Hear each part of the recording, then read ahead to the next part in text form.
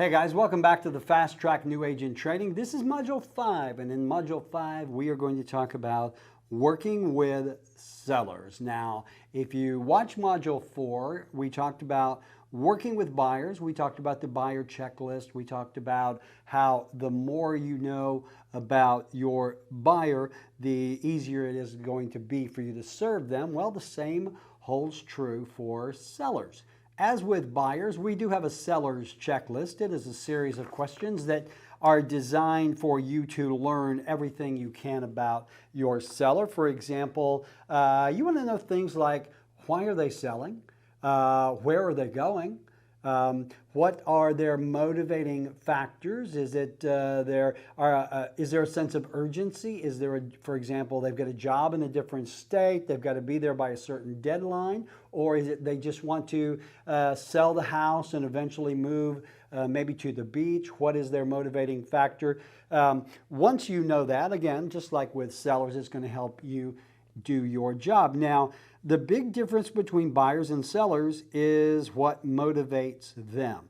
I mentioned this in the last video. Buyers want to buy a house for as little money possible, while sellers want to sell for as much money as possible. So one thing that you need to do, one of your main jobs as a listing agent, is help sellers determine how much their house is worth.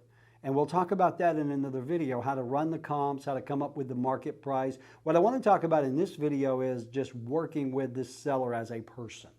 Okay? Now, one thing you got to remember when working with buyers and sellers is this is a very emotional business. This is a very emotional transaction. You are dealing with folks who are selling or buying probably the largest investment they ever will. And when you're working with sellers, there may be extra emotion there because maybe they've lived in the house for a long time.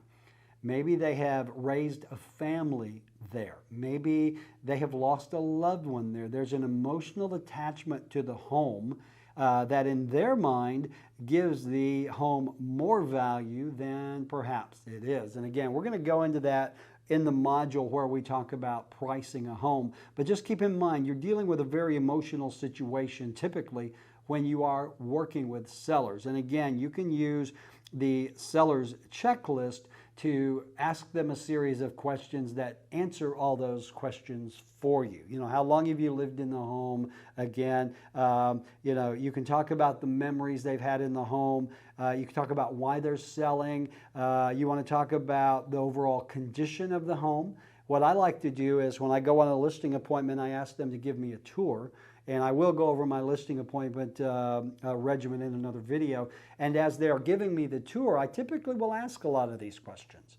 You know, if I see family pictures, oh, you've got kids? How old are your kids? Where are they now? How you got grandkids? Again, you're just using these as conversation starters to help you get to know the seller better. So as I'm walking through, this is a great house. What improvements have you made? What do you like about living here? What have you disliked about living here? And you'll find that as you have these conversations with folks, you get the conversations going, typically they will kind of talk your ear off. So when you're working with sellers, one of the biggest things you need to do once you have that listing is manage their expectations. Now let me back up for a second because if you watch the buyer video, you'll remember that I said one of the very first questions you want to ask a buyer is, are you working with another realtor?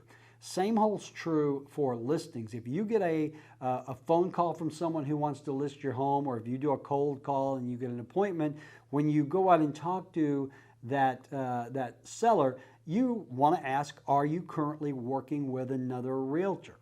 I've actually gone out on listing appointments where they'd already listed their house with another realtor and they were still talking to other realtors, which is a major no-no. So if they say, nope, I haven't been talking to anyone, you know, I haven't signed a listing agreement with anyone, fair game. Okay, so you are more than right to go after that listing. But let's talk about managing expectations. One of the things that you're going to have to do is you're going to have to help them come up with a price for the home. And again, we'll talk about running comps in another video, but that's one of the things you're going to do is you're going to look at what has sold in the neighborhood over the last year or so. You're going to look at what's for sale, not only in the MLS, but on Zillow. You're going to look at for sale by owners. You're going to help them come up with a reasonable price and a reasonable timeline. Most sellers think their house is worth more than it actually is. They will say, well, you know, my buddy across the street sold their house for $300,000, and then when you look at it at the big picture, you'll find that, well, that house was completely not like this one. It was bigger. It might have been remodeled somewhat. You just can't compare apples to apples when it comes to real estate. So you're going to have to learn to manage those expectations. You're going to help them price the home. You're going to have to help them get the home ready to show. And that's one of the things. And again, the more you know about a person, the closer you'll become. You're building that relationship, and that will give you the ability to tell them things like, well, you need to declutter. You need to clean your house. You need to get rid of this. You need to get rid of that.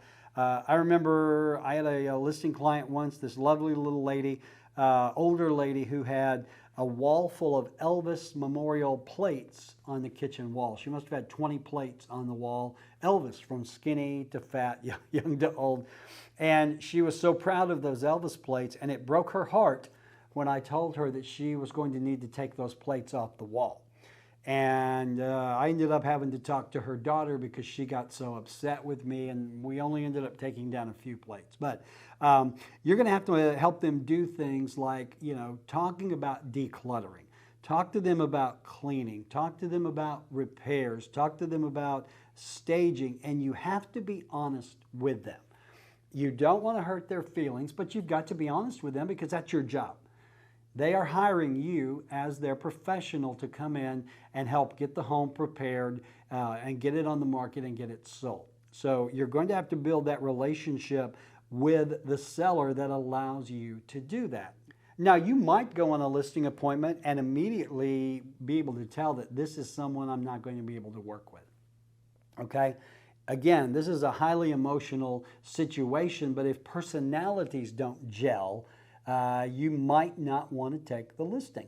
You know, in the last video, I talked about, don't let buyers abuse you. Don't let them abuse your time. Don't let them be disrespectful. Don't let them do things that you know are not helpful to them. Same holds true for sellers. All right, don't let sellers bully you into anything. If you go in and you say, Mr. and Ms. Seller, I've done the comps, I know this market, I've looked it over, this is the price you should ask for your home. And they say, well, we want to ask, $30,000, $40,000, $50,000 more. You have to tell them and be nice about it, but you have to tell them it's unrealistic. Just looking at the market, looking at the appraisals of homes in the market, Mr. and Ms. Seller, I know you feel that the home is worth that, but honestly, the market is telling me different. The appraisals are telling me different. And again, the better your relationship, as you develop a relationship, the easier it will be to have these conversations. The other thing that you need to do is you need to explain the process fully to your seller. Okay, Mr. and Ms. Seller, here's what's going to happen. When you sign the listing agreement with me, we are going to come in as soon as you got it decluttered and cleaned and ready. We're going to get you, we're going to take pictures. We're going to do a video. We're going to put the sign in your yard. We're going to put a detailed listing in the MLS. We are going to advertise your house on Facebook. We are going to do email blasts to all of the agents in Madison County. Once we start getting an offer or offers, Mr. and Ms. Seller, I'm the one that will bring those offers to you. I will sit down with you. I will explain them in detail. I will help advise you as to which is the better or best offer for you to take. Once we sign that offer contract, there will be an inspection period. The other side, the buyer, will bring in an inspector, which they pay for. An inspection will be done. There will be possibly a repair for request. When that comes in, I'm the one that gets it. I manage the entire process. I will break it down for you. I will sit down with you and I'll say, these are things that we might need to address. These are things we don't. I will go back and negotiate those repairs for you and everything all the way through. What I always told clients was, hey, just give me the keys and get out of my way, because I'm going to make this an incredible easy process for you, because I'm going to do everything. But I want you to know what those steps are before we even start. And what you're doing, again, is you're managing that seller, his expectations. You're managing the process. Every seller is going to ask you, well, how quickly do you think we'll sell your home? I have no idea. You know, if you've got a 3-2 unicorn home in a hot market and it's priced fairly, odds are the home is going to sell pretty quickly. But if you look in most markets, 30, 60, even 90 days on the market is the average days on market. And so again, you have to manage those expectations. You should never say, oh, this is a great house, we're going to get multiple offers in one day on this house. You do not want your seller to be disappointed. Okay? I would rather underpromise and overdeliver when it comes to sellers. So all I can say is, well, you know, Mr. Seller, I have no idea how quickly it's going to sell. I can tell you that looking in the comps, the house here sold in X number of days, this one sold in X number of days, but there really is no average. The one thing that I do promise you is that we will do everything within our power at Revolved, or at your company, to get this home out there, get it marketed, get it sold quickly. So again, it goes back to building the relationship with the seller, getting them to trust you because you are the expert, and your ability to be honest with them. And again, you can say, you know, Mr. Seller, I know you probably don't want to hear this, but it's my duty, it's my job to be honest with you and let you know we really need to take down those Elvis plates. All right, so that's a big part of your job in working with sellers, is managing the entire process, keeping in mind that it's an emotional transaction, especially for sellers who have been in the home for a while and might have an emotional attachment to it and get their feelings hurt easily over something that might be wrong with the house. So it's your job to work with them, and again, you're their advocate. You need to let them know, I am here to work on your behalf every step of the way. Everything I do is done with the goal of getting you the most money in the least amount of time with the least amount of pain. All right? So that's it, really. Working with sellers is a little different from working with buyers, you know, because you're not trying to buy a home. You're not trying to find them a place to live. You are trying to get this home sold for your client, again, for the most amount of money and the least amount of hassle. So I think the most important advice I can give you when it comes to working with sellers is, again, be honest, be upfront, let them know that you are their advocate. Let them know that if you say something or give them opinion, it's not meant to be hurtful, it is meant to be helpful, because it is your job to help them sell a home. All right, if you walk through the house and it's extremely cluttered, it's full of furniture, there are too many, photographs, family photos, it's up to you to say, okay, my recommendation, based on my experience, homes that are decluttered and staged sell quicker for more money. We need to pack up all the family photos. We need to get any furniture that you're not using, we need to get it out of here. Maybe get it in the garage. If the garage is already full, find the smallest bedroom and stuff everything in there. Get the living room, the kitchen, the family room, the dining room, the master bedroom. Don't forget the bathrooms. Get them decluttered, okay? When you're in the master bathroom with that client, you need to look at them and say, all of this stuff, all 800 bottles here on top of this vanity need to be put away. You need to use stuff as you need it and then put it away. No one wants to walk into a bathroom and see 400 bottles on a vanity. They don't want to walk into a kitchen and see it so cluttered that they can't see the countertops. They don't want to walk into a family room and see so much furniture that they can't see the walls. This is what I tell my clients. Buyers like to come in your house and imagine their stuff in your house. And if your house is full of stuff, your stuff, they can't imagine their stuff. That is why you want a minimalist approach when it comes to staging furniture and, again, getting the home decluttered. And you are not saying those things to be hurtful, you are saying them to be helpful. and they need to understand that, because a clean, decluttered house sells quicker for more money than one that has not been. All right, that's it. If you have any questions or comments, just drop them in below and we will discuss them. Don't forget to download the seller's checklist and have that with you.